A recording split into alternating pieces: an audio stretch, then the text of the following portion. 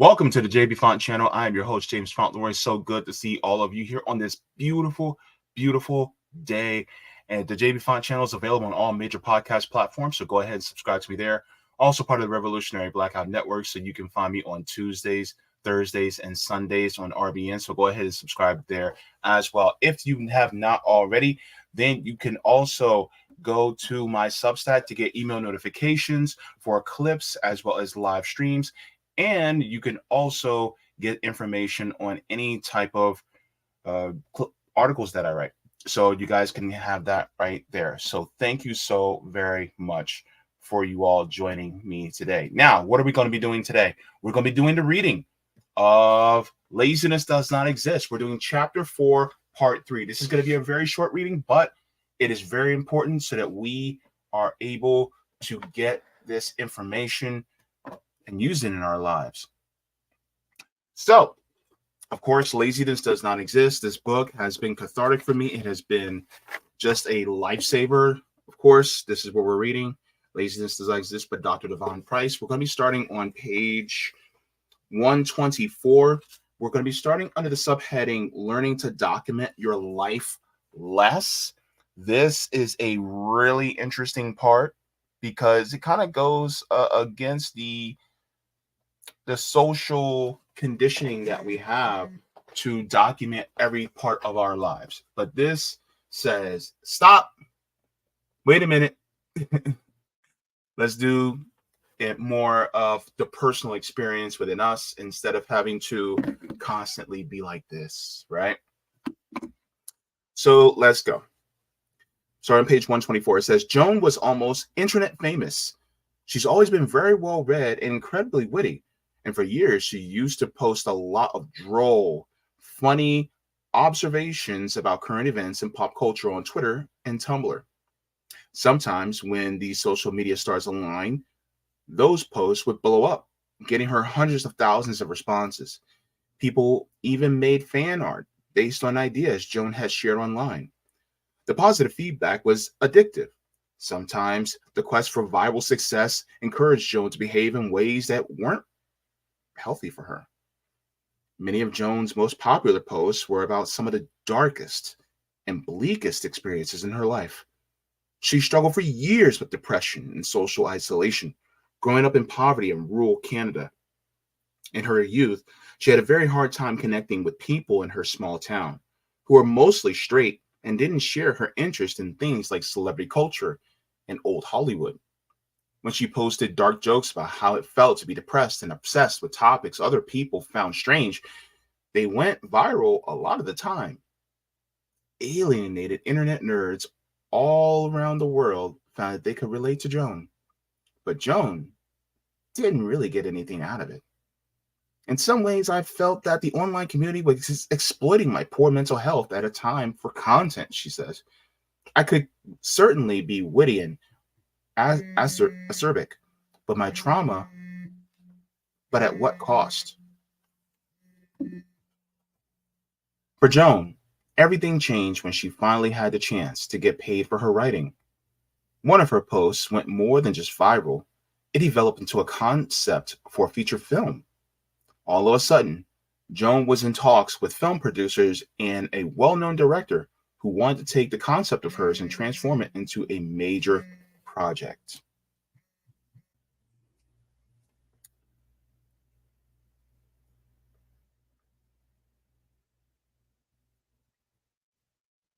So, all of a sudden, Joan was in talks with film producers and well-known director who wanted to take the concept of hers and transform it into a major project. After years of throwing good ideas out there into the internet ether and receiving only a few thousand likes in return, Joan was finally getting recognized for her effort. That really changed her priorities. That's really interesting. When I realized just how much my thoughts and ideas were worth, I realized I needed to stop giving them away for free, Joan says. The immediate dopamine hit of several thousand likes and shares, or even an extremely viral post, is nothing compared to the validation of getting compensated. Joan's behavior shifted almost immediately She began taking screenwriting classes and worked to build a creative portfolio that would help her pursue a career in media. She started selling her writing instead of giving it away for free online. And she stopped spending so much time chasing virality and high follower accounts. The bon mots and witticisms feel very good to write, are easy to write, and will get a lot of traction. But full-length project just feels more satisfying, she says.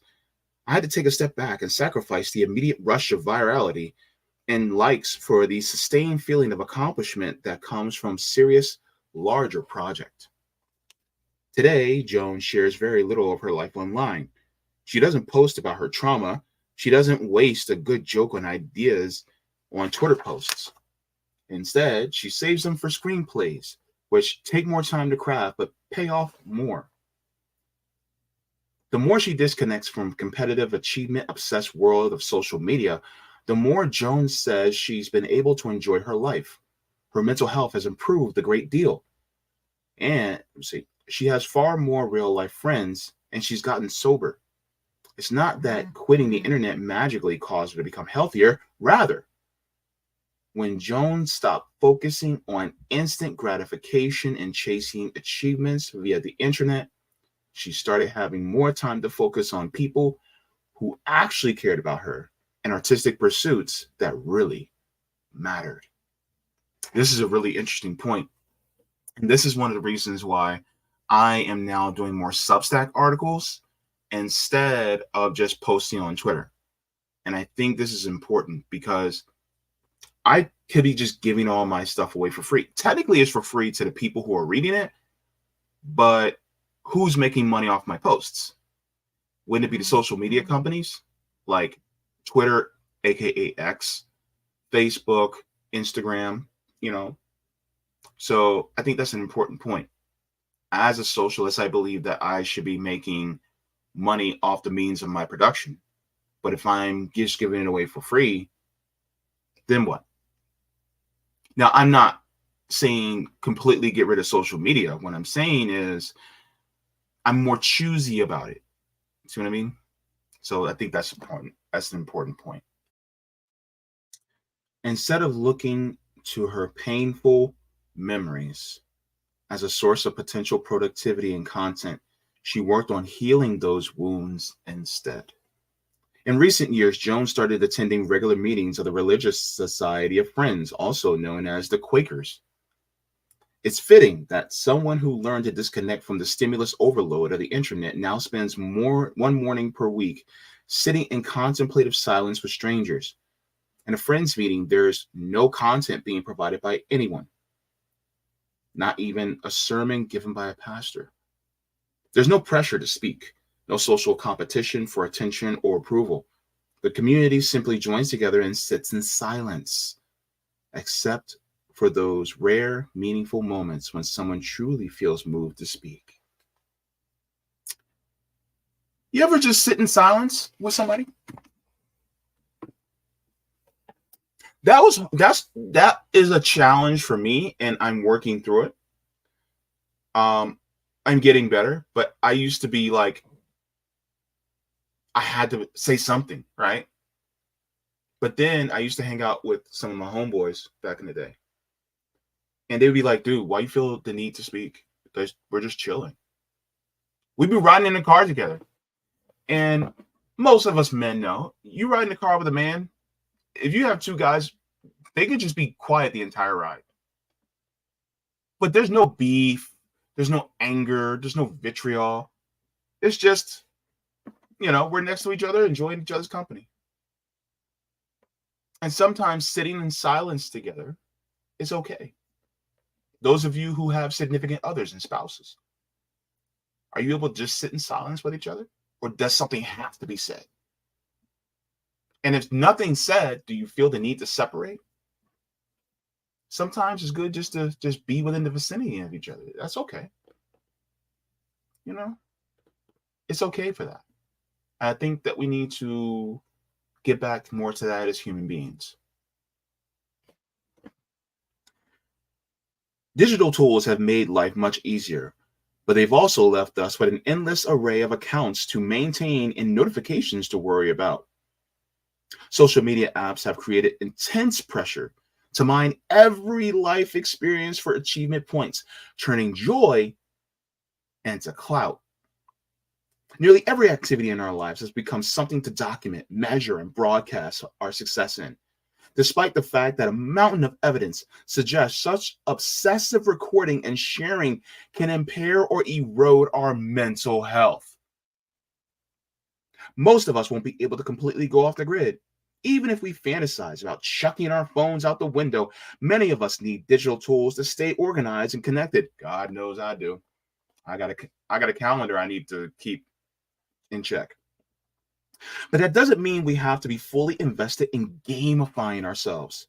Like Joan, we can work to set reasonable, practical boundaries on how we interact with the digital realm.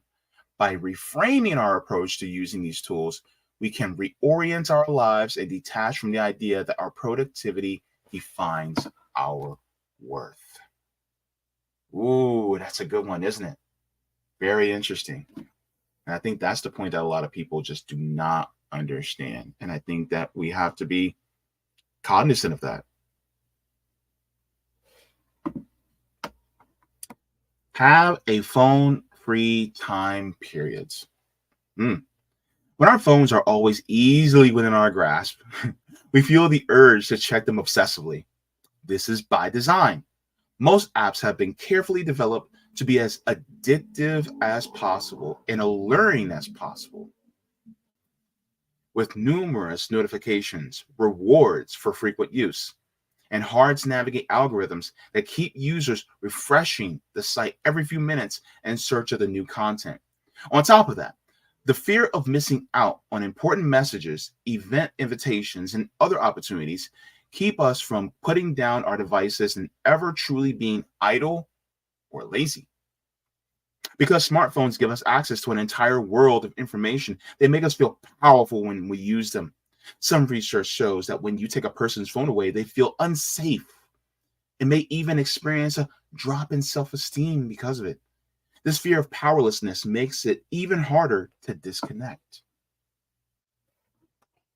Despite how much we rely on our phones, however, there's a growing movement towards taking a digital Sabbath.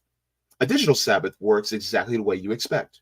You set aside at least one day per week during which you ignore all your devices and notifications. Most people who practice the digital Sabbath set aside a weekend day to fully detach, but it's possible to go offline during the week too. Some organizations have even begun encouraging it because data shows that constantly checking your email and Slack messages distracts employees and stresses them out. For many people, however, going phone free for a day just isn't practical or appealing. If that's the case, you can still set boundaries, such as refusing to answer emails or check notifications after a certain hour of the night. As Marcus Nini mentioned in Chapter 3, his organization's employees are free to stop answering emails at whatever time of the evening they prefer. You can also put limits on what kinds of internet you'll engage in and at what times of day. Monica has a second phone with no SIM card in it, which she uses for browsing the internet at night. She's an avid hiker and naturalist, and in the evening she likes to go online and research local flora and fauna to plan her next hike. In the past, this relaxing experience was ruined by constant notifications and messages. A disconnected phone allows her to get the best of the internet without any of the stress. For other people, switching from a bright screen to a Kindle or other e-ink device can be a great way to remain connected to a wealth of information without getting sensory or information overload. Interesting, right? I remember one time I left my phone accidentally at a friend's house, and he lived like 45 minutes away, and I didn't have a car, and he drove me back to my place. And on the way there, I realized I left my phone, but I thought I dropped it, like, you know, and come to find out, I left that at his place. And And for 24 hours, I was just like, I feel lost, right? It's weird. That's how it is. And the funny part is, up until the age of 19, I did not have a mobile phone. Never had one up until the age of 19. So yeah.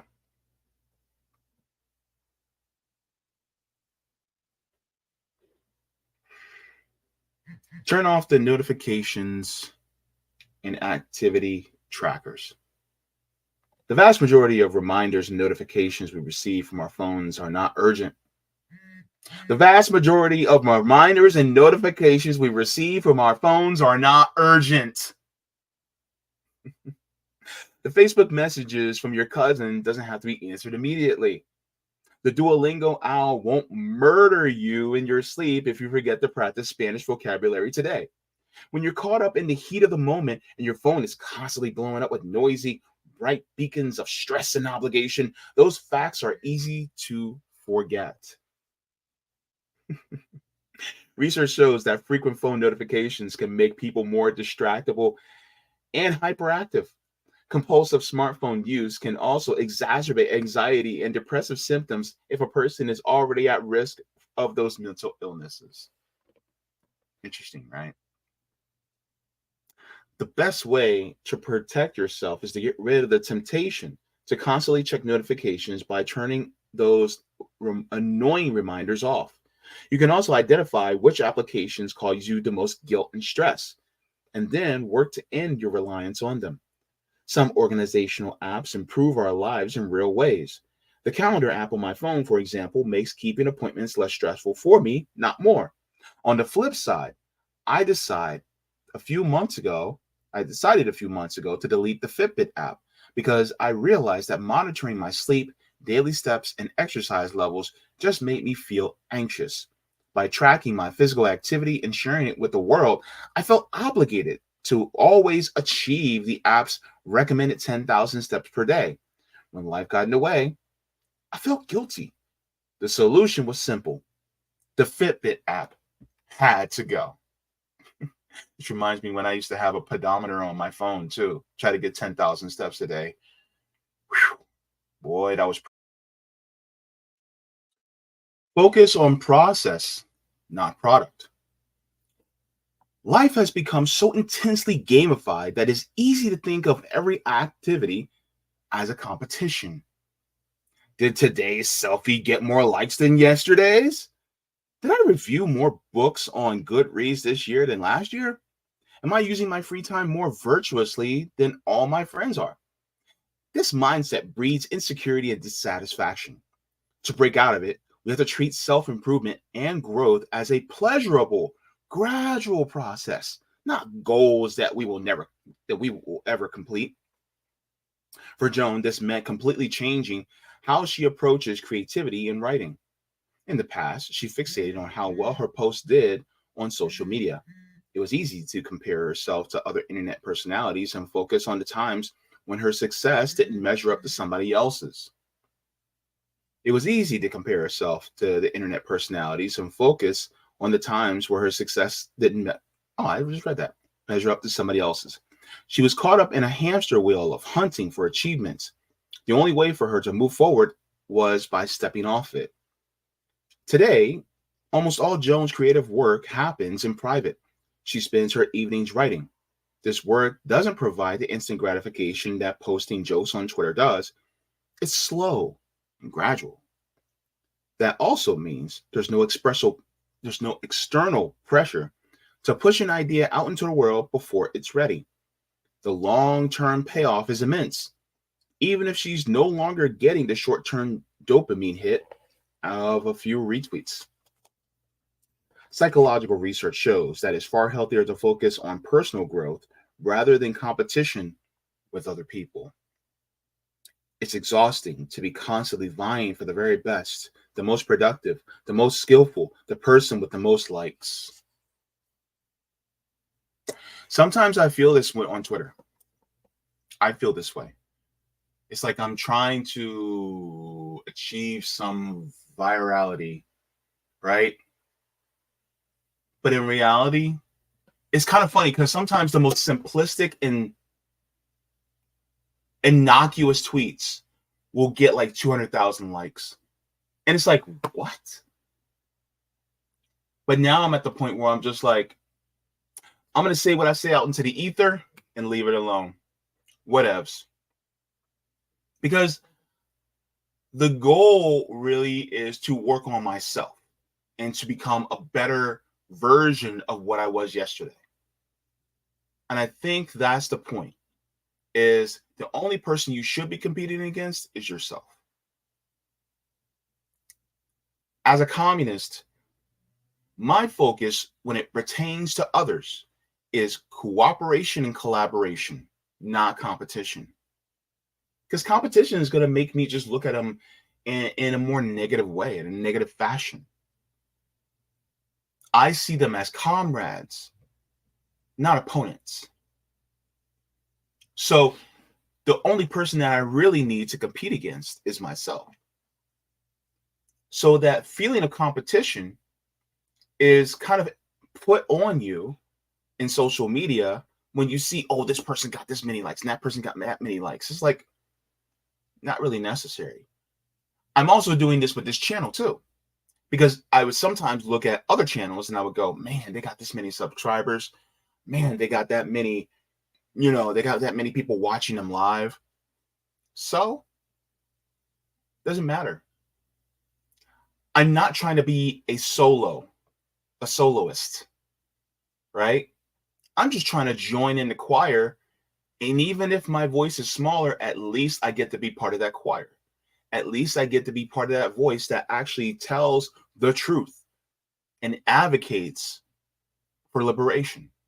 That's the point. My job is not to compete with a Richard Medhurst or Danny Haifong or Sabby Sabs or RBN. My goal is to join the voices of people who are speaking out for liberation. Be part of the choir. Don't try to be the soloist. Psychological research shows that it's far healthier to focus on personal growth than competition with other people. That is, I love that. Continuing on, it says the laziness lie loves keeping us insecure because it makes us easy to exploit. If you want to be the very best, I'm never going to stop taking a breather, because there will always be someone out there who is beating me in some way. This is a damaging worldview. It leaves no room for healing, experimentation, or quiet, unimpressive, reflective moments. When we choose to feel compassion towards ourselves and stop expecting ourselves to be the very best, we can find joy in all kinds of slow, unproductive activities. Fred Bryant might be an accomplished psychological researcher, but his true passion is climbing mountains. As you might imagine, reaching the top of a mountain isn't his favorite part. It's making the steady progress towards the summit, enjoying the majesty of nature along with his closest friends. You put so much effort into climbing the mountain, all for what amounts to just a few minutes at the top of the summit, Fred says to me, smiling. But it's not a race to get to the top. It's a process, an experience that you're meant to savor and enjoy. I love the journey toward the top of the mountain. I'm not just there to be at the very top. That's what savoring is all about to me. The phrase is stop and smell the roses, not run through the field trying to smell as many roses as you can as quickly as possible.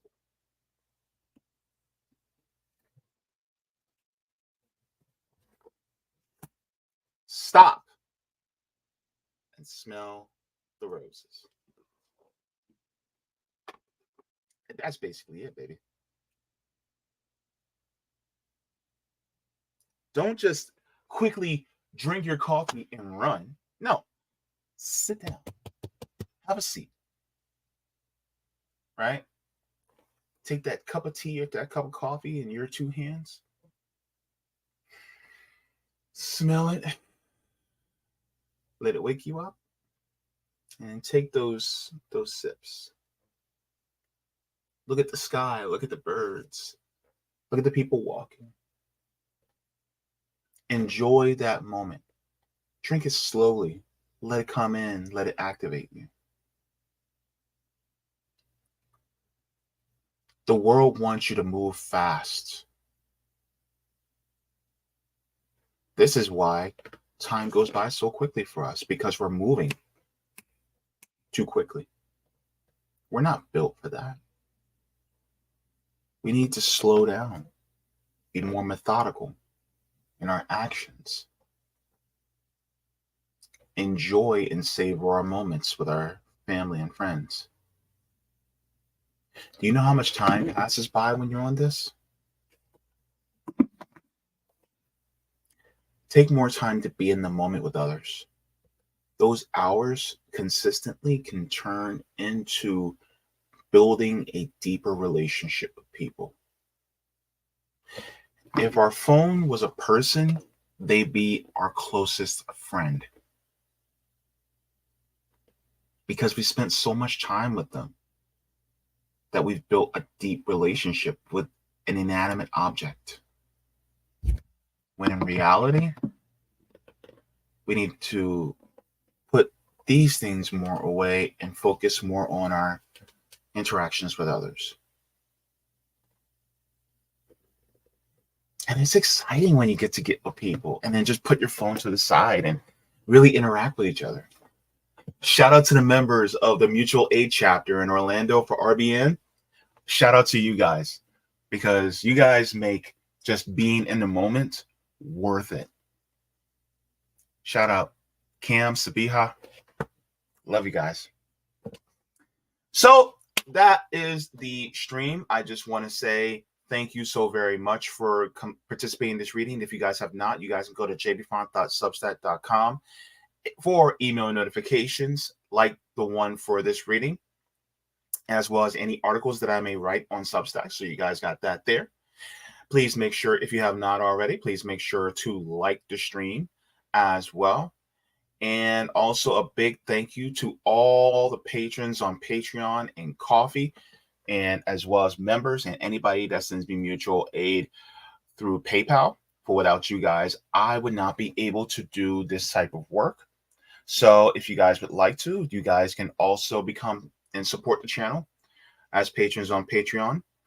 If you guys would like to, then here are the membership tiers.